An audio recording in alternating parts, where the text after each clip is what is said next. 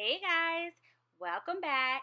Today we are going to talk about number 12 on our list of 39 ways to nourish your soul. Now you might notice that I'm sitting on a very comfy couch and I'm in an office, and the reason why, do you want to guess? Do you? I'm at my therapy session. That's right, people. Number 12 is therapy. Trust me, you need it, you want to get it, and here's why. So here are the 5 reasons why I think everyone should go to therapy. Number 1, we have feels. We're emotional beings. We're supposed to feel things. Emotions are mirrors. They are things sent to teach us something. And if we allow them to teach us what they need to teach us, then we can make better choices. We can evaluate situations in our life from that perspective and then move on. So for instance, if someone does something to me that makes me really angry, I have an opportunity to pause and say, why am I angry? Why did that action make me angry? In the moment, we want to get all heated and respond back. We want to vindicate ourselves, get, revenge, whatever the case may be. But that's what's called being ruled by your emotions. And either you're in control or your emotions are in control. And you really don't want your emotions to be in control of your life. And one of the things that therapy can do is to help you to learn to evaluate those emotions. For most of us, we were not properly taught how to navigate our emotional selves. As kids, we're quickly told to stop crying, to suck it up. For our boys, it's like, boys don't cry, toughen up, don't be a sissy, which is all foolishness. You can fight me on that one. For girls, we're taught, can't control their emotions. And so we start to fear showing our sadness or our hurt and our pain. We try to tone those things down, and it causes us to put things on the shelf, so to speak, to compartmentalize. And so it's like, I can't be vulnerable in these spaces because showing emotion is not okay. I'm going to be judged for it. It doesn't do any of us any good, one, to deny that we have emotions. All of us are emotional beings. And if you really want to get a better understanding of what this looks like, in a more digestible way, check out the movie Inside Out by Disney. Awesome movie dealing with how we connect to our emotions, not even manage them, but how we connect to them, how we relate to them. And so I think therapy is a great way to help us get in a better position to connect to our emotions and be healthier people. Number 2, we all have trauma. I don't care what kind of childhood you had. No one escaped childhood unscarred. There's this phrase, hurting people hurt people, and a lot of us have trauma that we carry from childhood into our adulthood, and then we wonder why things aren't working for us, why we have trouble relating to other people, why we have trouble in relationships, why we have trouble with authority. All of those things stem from childhood traumas, and therapy is a great place where there's no judgment and no invalidating your experiences and you as a person to really work through those things. So I don't care what your childhood trauma is, how great or how small. Maybe you were constantly told that your opinion didn't matter, or that children should be seen and not heard, and so you learned how to quiet your voice rather than speaking up for yourself. Maybe you got bullied by older siblings or cousins. Maybe you were abused. Maybe you had trauma from school, things that happened in the classroom, or things that happened at church, or things that happened in your neighborhood. It doesn't really matter because you're not alone. And therapy is a great, safe place for you to work that out. I mean, think about it. If you took the time to take the contents out of those bags that you hold so tight and so close, and see them, look them face to face, talk about what it meant for those things to happen to you, what those experiences did to you, how they made you feel. Confront that and then release it. where would you be? How much doper would your life be? Why would you deny yourself that opportunity? Therapy helps us get over childhood trauma. Number 3, therapy helps us deal with current trauma. As long as we are living, we continue to have to deal with trauma.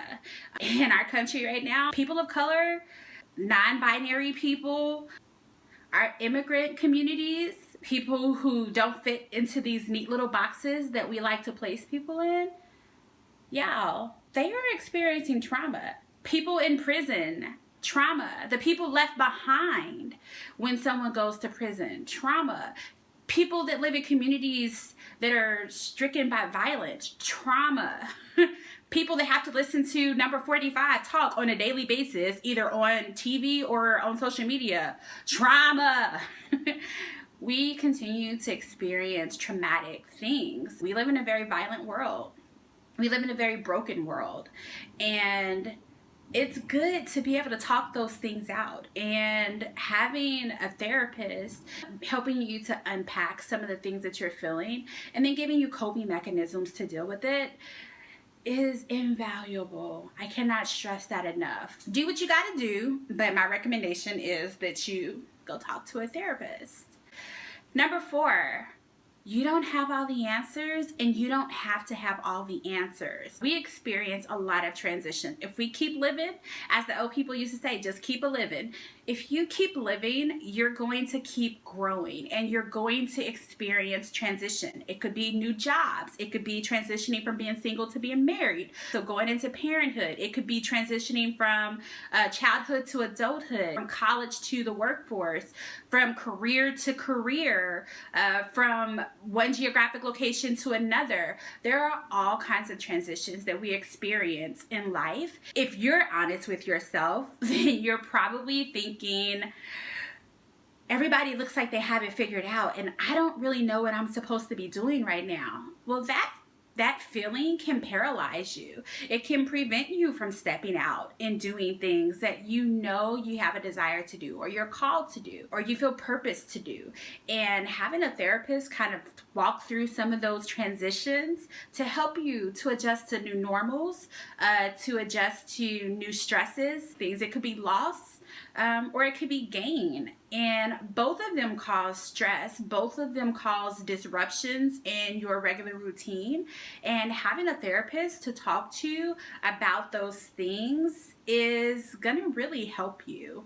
Because again, there is no manual. We aren't all walking around with things figured out. But the beauty is that we don't have to have the answers. We really were not meant to go through life alone. With the help of your community and a therapist, you can do this thing called life very successfully. And that brings us to number 5. The 5th reason why I think everyone should have a therapist is because we need to learn how to do self-evaluation, to learn how to own our stuff, figure out who we are in connection to that stuff. I don't think that people are lost. I think that you know who you are. You might need to give yourself permission to be who you are. You might feel threatened because it's not safe for you to be who you are, because so many people around you are telling you that you can't possibly be that person. Their opinions don't matter. It is absolutely none of your business what other people think about you. But what really does matter is what you think of yourself. And you guys know that I am a Christian. I believe the truth of what God says about me. And I encourage you to do the same. Believe the truth of what God says about you. If God is not who you roll with, I mean, that's cool. I actually hope that you come to an understanding of knowing that God is not mad at you. I learned that today. Shout out to Dr. Brenda for that amazing sermon. God is not mad at you, and He is pursuing you, and He sees you as the absolute best of what He created. He sees His reflection in you. Think about that. Like, you are so valuable. But if you don't believe that about yourself, if you don't look in the mirror and believe that to be true, that everything you do is going to be an extension of you seeking validation from others, seeking permission from others. You don't need permission from anyone else to be who you are, but you do need to give yourself permission to be who you are. A therapist can help you to work through some of those things, figuring out what your lane is, rolling in it, and thriving in it. And I think therapy does a great job of helping you to figure those things out. So those are my 5 reasons why I think everybody should go to therapy. I want people to be free. You know, growing up as a Black person, especially in the church, there's this concept of, you know, mental health issues aren't real. Like us going through hundreds of years of slavery didn't cause damage, as if us going through hundreds more years of discrimination in this country doesn't cause damage, as if being abused or witnessing abuse in your community, in your home, doesn't cause damage. Like, we medicate ourselves all kinds of ways, and I'm telling you that therapy can help you get free. I want you to check out a therapist and work through those childhood traumas, those identity issues, those feelings of worthlessness, whatever is holding you back. I want you to get free from it. And that is why number 12 on our list of 39 ways to nourish your soul is to get therapy. Okay, I hope that you take my advice. And you know what? There's no stigma. Comment below and tell me if you have some resources that people can use in your community. If you have some recommendations for therapists, specifically therapists of color, because there's this huge shortage of therapists of color in most communities. We just don't know that they exist or that they are there. Tell me about your experiences with therapy. I am always happy to share mine. Like I said, I love my therapist. She's bomb. And I'm happy to share what my experience has been. That is it for today. I will see you back here later with number 13 on our list of 39 ways to nourish your soul. I hope that you enjoy therapy. All right, I'll talk to you later. Bye.